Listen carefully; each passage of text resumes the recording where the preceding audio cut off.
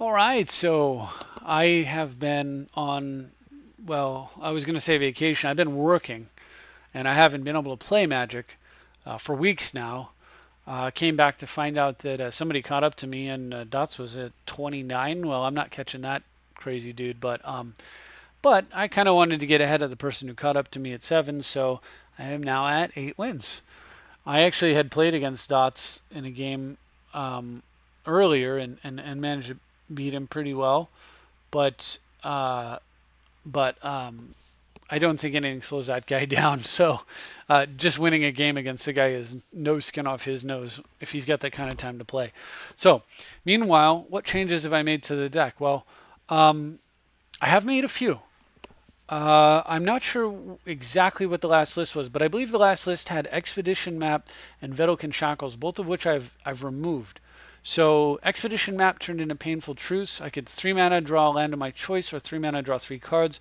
I am convinced now that that is almost certainly correct. People have been pushing it for a while, and I've been kind of nah. But once the amazing dredge spells left, I think that does make more sense. So I've made that switch. I've taken the map out, put in the Painful Truce. I took out Vedalken Shackles because I just wasn't.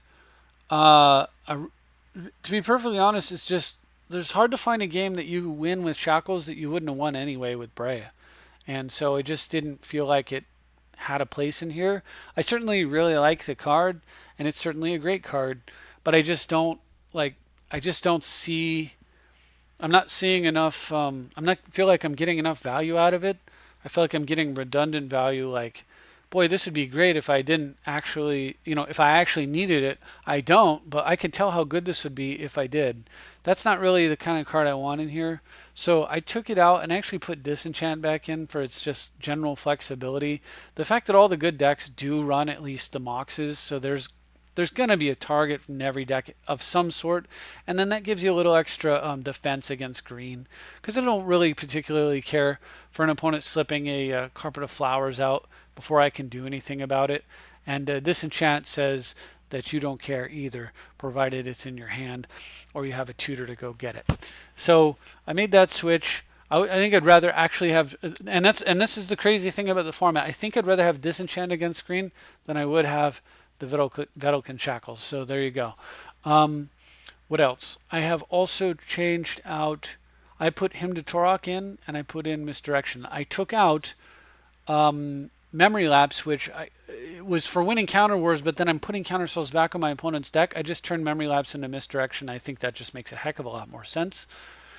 And if you're not familiar with how to win a counter with Misdirection, what you do is you misdirect the counter spell that you want to stop. You misdirect their counterspell to target your misdirection, target itself. So on the stack, it changes their target of their counterspell to itself, and finishes resolving, goes into the graveyard. At which point, their counterspell attempts to resolve has no target and fizzles, because it's now targeting a misdirection that's no longer on the stack, rather than targeting whatever it was you were trying to actually resolve in the first place. It's like if you were trying to play Dak Faden, and they counterspelled it, you misdirect the counterspell to misdirection, and then resolve your Dak. So that's the switch there, and then the negate came out for Hymn to Torok. Negate's a great card. There's a lot of reasons why you might want to play negate, but on the other hand, I can just Hymn to Torok and negate 2 cards rather than one. So I think that just makes more sense. Hymn to Torok is totally insane and like dumb. It's actually one of the reasons to play misdirection, because you want to misdirect your opponent's Hymn to Toroks and Ancestral Visions, so beyond their counter spells. And that's just it's just Hymn to Torok is just one of those scare. There are so many times where you just say, "Gee, I hope my opponent doesn't have Hymn to Torok here because I lose." And then they go Hymn to Torok, and oh well, I guess I lose then. That was disappointing. So if you don't like being on the other side of it, and you're the control player, you can almost always find a way to incorporate it in your deck, if it's and make it a weapon of your own. Most anti-control weapons are better in control decks than they are in the hands of the players that are trying to play them against control. So funny how that works.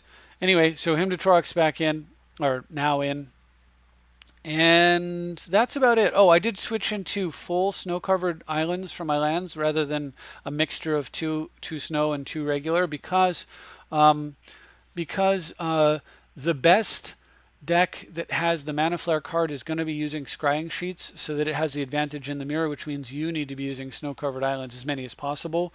If they aren't playing the best deck, then I would rather prep for the best version of the deck rather than have an equal split between the best version and the not so good version.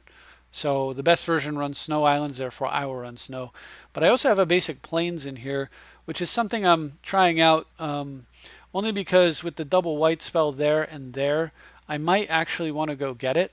I do have a double black now with the hymn, but that's just a one card, and I don't really have a slot for an extra swamp anyway. And I feel like two basic lands is just a bit much. But the other reason I have the basic plains is because I actually have the disenchant back in the deck. So now with the single basic plains, you can disenchant your way out from under a blood moon. So I think that that's or a choke. You can disenchant. You can land tax into something that doesn't get choked and then disenchant your way out of it, doesn't get wastelanded and so forth. And so I think that's another reason to potentially run plains. It was suggested to me by Brian, and I think the suggestion makes perfect sense. So let's take a look at some games now. All right, so like I said, I went second place, I believe, in the last one. I had won the game against Stotts like 2 weeks ago, and then I log in now, and I'm rusty and kind of squeaked by a couple, and then finally got my clock cleaned in the one where I just made idiotic, like totally boneheaded mistake, um, and I was feeling silly because my skill set it's just one of those things where you kind of have to be playing the deck a lot to realize, like, to not make mistakes. Anyway, so my opponent goes first and mulligans and then runs out a sack land to get a Bayou into Arbor. And with all those factors into play, even though he's got extra mana over me, I decide I'm going to wasteland the Bayou. And seeing his second land drop is Urborg, I feel pretty good about that decision. He's playing Get Rog Monster. And now he has a come into play tap land, and I've got a Daze in my hand, so definitely feeling froggy here. I decided not to tithe because there's no point in discarding. I didn't realize I was going to draw him, and then I can take away half his hand here and still Daze. I'm definitely doing it thanks to his Urborg, although I could have done it by fetching a scrubland if I had wanted to. Anyway, on his turn, and I took a Cabal Pit and Lake of the Dead. Lake of the Dead with Urborg in play is scary. So I was really happy to see that go. My opponent's turn, he 3 visited, and I had nothing I could really do about that. I played Doretti and plus it up and pass, and thanks to Hymn to Torok, my opponent misses a land drop into Oracle, which means I get to Daze. So Hymn to Torok made my Daze functional here. Hymn to Torok has been good for many, many days, as a matter of fact. On my turn, I go ahead and play a land, kill his Giant Arbor. We're going to keep the suppression going of his mana. And decide I'm going to play Chrome Mox into Tithe. I could have actually gotten an extra land, but tempo is more important to me. And I can play Breya right now, so we're going to do that with Mystical Teachings to determine later to figure out how we want to use it. I was thinking that my game plan was to Mystical Teachings into ultimately Enlightened Tutor, and then backplay a Wasteland into Hymn to Torok, and possibly an Enlightened Tutor on that turn as well. But my opponent plays Beseech the Queen for Life from the Loam, and I don't really have a way to stop it. I could disrupt, I could Mystical Teachings Force Will, or I could Mystical Teachings Spell Piercer, but I just it didn't quite make any sense to me. I decided to cycle Disrupt, and I cycle it into a Vampiric Tutor, which makes all the difference. So at the end of my opponent's turn, I go get Gush, swing, Vampiric Tutor, and float some mana, Gush, Winter Orb, Dark Confidant, the ready activation, pass. And unfortunately, I'm fairly certain this game bugs out here. My opponent's able to Lake of the Dead anything he wants, does it into a Dark Petition, uses a Toxic Deluge to kind of clear my board, but not the things that are locking him down. I've got the ready running, I've got Winter Orb going. He's got prime time.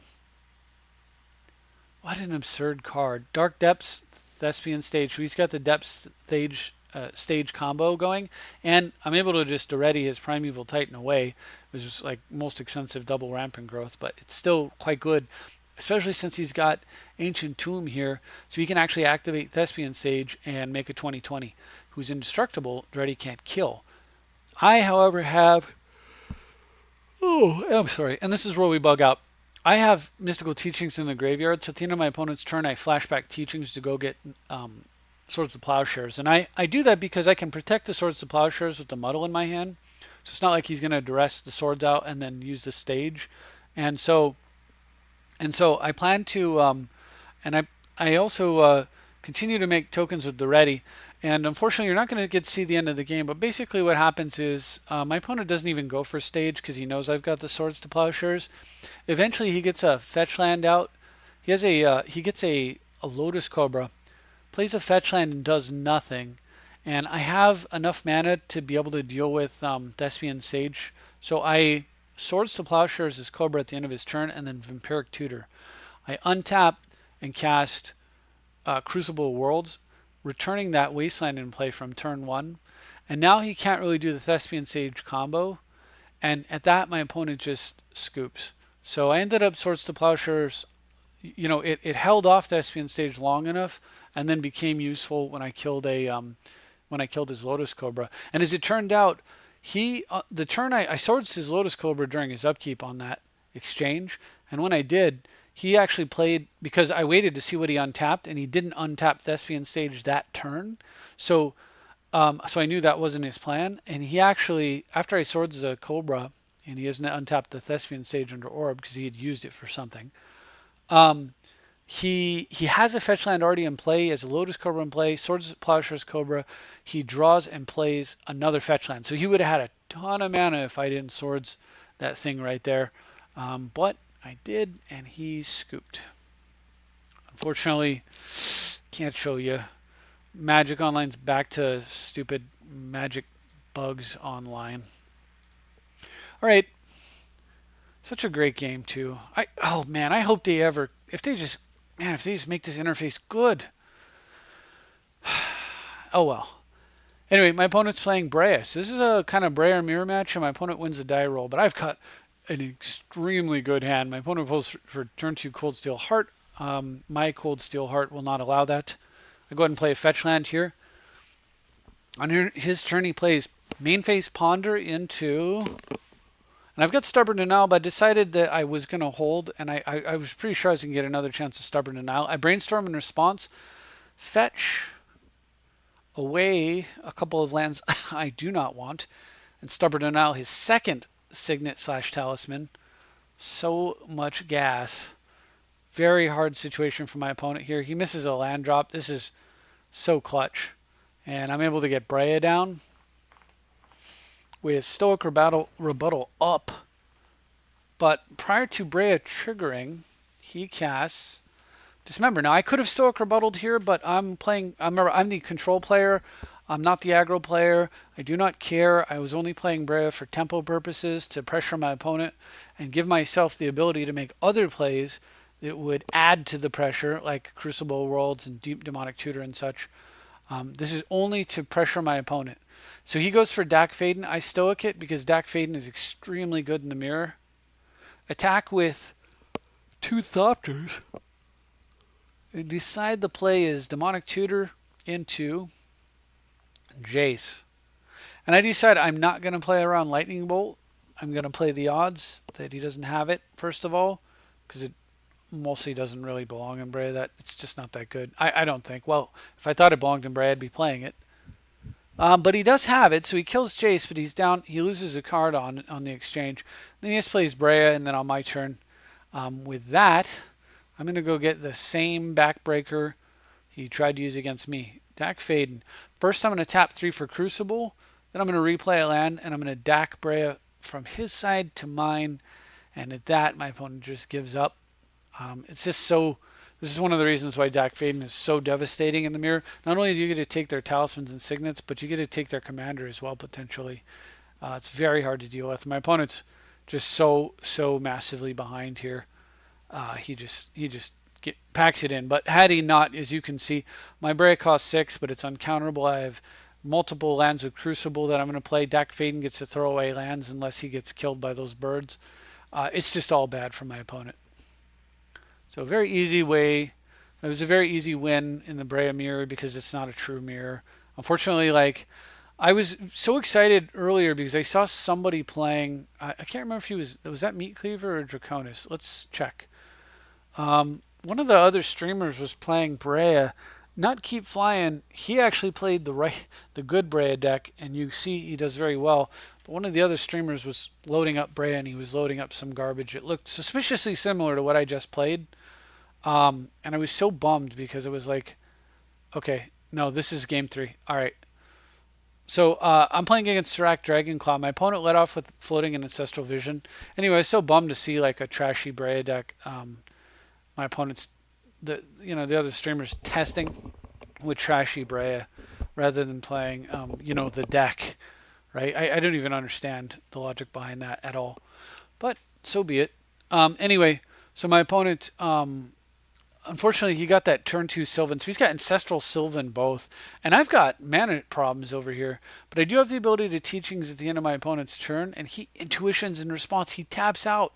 So I give him Punishing Fire over Groan over the Burn Wills and Life from the Loam. I do realize he's going to be able to recur those. But I fetch Vampiric Tutor. If he wants to recur them, we're going to make him pay a pretty good price for it. It was so sad, too, when he played the Sylvan. Because I had tapped out for a turn 1 Signet, and going first, that Sylvan would not be on the table, but going second, I couldn't even Spell Pierce it because Signet, doesn't work that way.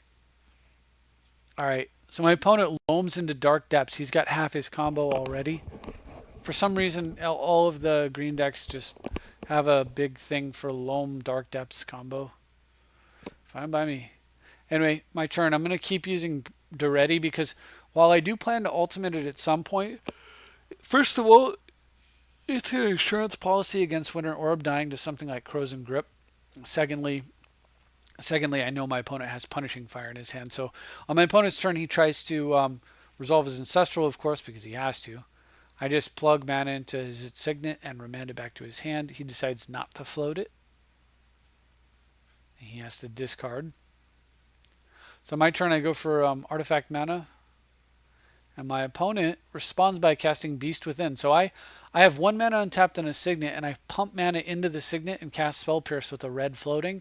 He doesn't realize I pump mana into the Signet and dazes, which I then pay for. And Azorius Signet resolves. So I go ahead and act it, plus up that Duretti some more.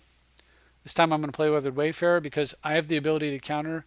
And I'm confident that he's not, or comfortable enough that he's not going to make multiple plays here on such limited mana that I'm not super worried about it. My opponent clones Ancient Tomb to go with his Sylvan, I guess. I don't know. And on my turn, I figure out the best way to make sure that I'm not putting myself at risk when I make the play I'm about to make. So I play Talisman, I clone it with Duretti, and then activate Weathered Wayfarer. I have a blue floating because I had to float a blue to make this whole thing work, but I figure that's okay. My opponent's turn, he untaps a red source, and I go ahead and Wasteland Tropical Island.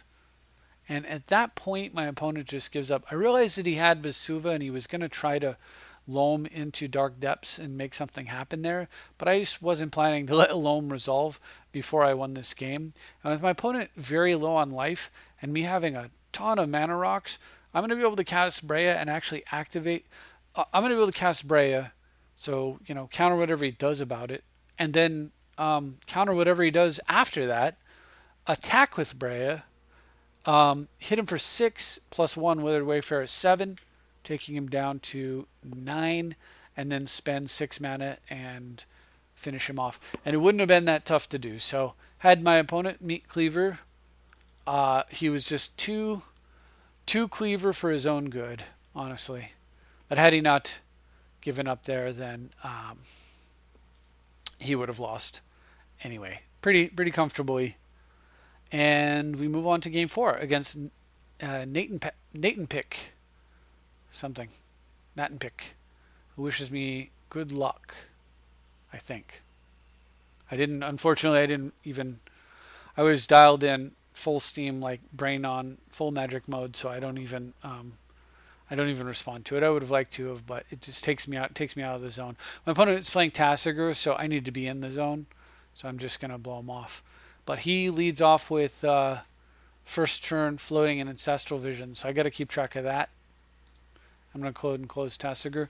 I go turn 2, Enlightened Tutor at the end of my opponent's turn. In the good old days, in the battle days, I'd have got Mana Crypt right here, but of course we can't do that. So I'm going to go get land tax instead. I thought about, so I would have actually, if my opponent wasn't suspiciously, sitting with 2 mana up, 2 blue, I would have went ahead and fetched a Chrome Mox there and went for a Jace. But with 2 blue showing, not doing it. All right, I'm trying to work around this visions. My opponent, excuse me, my opponent's wasteland has slowed me down a pretty good bit, but I do get to at least, once his wasteland fires, I can safely play the Is It Boiler Works, and that, a turn later, allows me to land tax, because his wasteland is gone. Now, of course, he has Dust Bowl, but that's a lot slower and taps him out, and I'm not as concerned about that. So my opponent Ancestrals into a Duress. That's so brutal, because he's actually going to be able to, I have to let it go. And then he probes me. Okay, you just saw him. I'd probably save that. I don't know. He's digging for something. Oh, Tasigur food. But I'm not sure why, because I have Swords to Plowshares at the end of his turn. All right, well, whatever. Let's go ahead and tax up. And here, actually having the plains in my deck means I can play a plains here, and my evasive action turns into mana leak rather than miscalculation. So I'll go ahead and do that and play Dark Confidant. And my opponent Essence scatters, so I evasive action that thing, and boom, Confidant down. Winning the fight and losing my Confidant to a Diabolic Edict. That's rough. Alright, so I set land tax to always no, and try for a Breya. I play a land though, so that my opponent can't miscalculate, and he Force of Wills with a miscalculate, which is huge. Because it means that I can cast end of turn Vampiric Tutor after he's played his Dark Confidant. Now, he knows I have Treachery, and I'm suspicious that my opponent's just making mistakes, but I don't want to give my opponent the thought that he is making mistakes. I want to play like he's not, so I go ahead and him him, and I get Tainted Pact and a land. So he should have Tainted Pacted in response to the him, just for anything, like, useful, I guess, and keep your land, any old counter or something. But, I don't know, guess he just didn't want to exile a bunch of cards, so no cards for you, and like I said, like I promised at the beginning, Hymn to Tourach does play a role. If he had Tainted Pact and cast it and resolved it with that land in his hand, whatever he got surely would have been just devastating, right? All right, so we're going to draw some cards off my opponent's Dark Confidant. Cast the Og Will, play Swords, Enlightened Tutor. If you remember, I know my opponent used his guy in response. And so I know the last card in his hand is Daze. So I intentionally make sure that the last card I play out of the graveyard can be dazed. And I make sure it's the card I care about resolving the least. As it turns out, it's Ponder. So I want it to get dazed because now I don't have to play around the unknown. So he did. He humored me. He dazed it. And on my turn, I get to Merchant Scroll for Cryptic. And I Cryptic into it. I've got a Mox Diamond now. This is kind of awesome. And so I was going to play Mox Diamond. I had 2 choices. I mean, I'm holding at this point Ravages of War and Winter Orb. So I could either play Azorius Chancery and pick up the plains, and then play Mox Diamond discarding the plains, and cast Winter Orb with a mana up for Tutor, Mystical Tutor. Or I could do play Mox Diamond discarding Azorius Chancery rather than playing the Chancery. So I play Mox, I discard Chancery, I play an island and cast Armageddon, but then that second line runs all of my powerful 2-for-1 lands, like the Dimir or the Izzet that's in play and the Azorius that's in my hand. So the Ravages of War play, it means I don't get to access those. The Winter Orb play means my opponent's just as stuck for mana, but I get to cheat a lot harder using the 2 lands here. So that was the route I was going to take. Plus, it leaves a blue up for Mystical Tutor in case I thought of yet even more to do or more improvements to make. So it was game 4? Yeah, Nat and Pick. So game 5, I'm playing against Sind 101. And I apologize if I'm slowing down a little bit. It's because mentally, it's because I need to be in bed. So I'm going to. Whoa, whoa, whoa, whoa! What in the heck am I doing? Yeah, see, this is a perfect example. I'm starting to fall asleep. So let's get through this last game, and I'll wrap up this video. Um, so Sind 101, as you'll see. Now this is a perfect example of a deck where you'd say, well, I'd love to have Shackles here. By the way, I had to mulligan. And I mulligan to a sketchy keep that really wants 2 white. And this is it. Okay, so my opponent's playing mono white Thalia, and he's in the finals. That's kind of awesome. Anyway, and I brainstorm into 2 white spells. So I am or 2 white lands, and I'm just, king of the world here. I go ahead and force Thalia. He smashes here. So clearly I would want Shackles in this match, right? I mean, there's no question. But I don't have it. And we're going to find out, did I even need it? So opponent plays Glow Rider. Non-creature spells cost 1 more to cast. Don't really care because I'm actually planning to win with creatures, starting with Breya. It's not like I'm going to play a Shackles. My opponent O-rings the Breya for a hefty price on the Oblivion Ring. He can't attack with either his 1 toughness creatures and just run them into Thopters. And that means I can Palace Jailer the one that grows. And play a pickup land and draw a card because I'm the Monarch. I even hit my opponent for 1. So I get a Dak Faden off of the Monarch. My opponent plays like some kind of Crusade, swings in with a 3-2. I kill it with Palace Jailer. As I've said many times, my opponents do this all the time, thinking that when they kill the Palace Jailer, they're going to get their guys back. It does not work that way. So on my turn, I'm able to use a pickup land and Dak Faden shenanigans to strengthen my hand, plus I get to draw an extra card for the turn. My opponent's already down to 3 cards. He plays Mentor of the Meek, Knight of the White Orchid, which doesn't trigger Mentor of the Meek because, well, he has a Crusade out. And at the end of his turn, I cast Vampiric Tutor, and with Vampiric Tutor on the stack, my opponent gives up. So I don't know if I would have gone and got, say, I could have got the Thief. I could have got Notion Thief to go with that Dak and tried to just dig my way out and maybe do some chump blocking. Dig my way into a commanding position. I basically would have chumped for a turn and then played Breya if I went that route. And that's probably the route I would have taken here. But there were a number of ways we could have made this work. Still, Notion Thief off of an Ancient Tomb and a Daimler Aqueduct, leaving up 4 plus Mox Opal's 5 mana. It just seems way too tempting. And I think that's what I would have done. So anyway, that's all I've got. But as you can see, what the mono white deck managed to do a whopping 5 to me. Yeah, I'm not sure that we need Shackles in this deck. I also only had like one island in play there, which is crazy too. So anyway, as I said, that's all I've got. Hope you enjoyed the video. Thanks for watching, and I'll see you next time.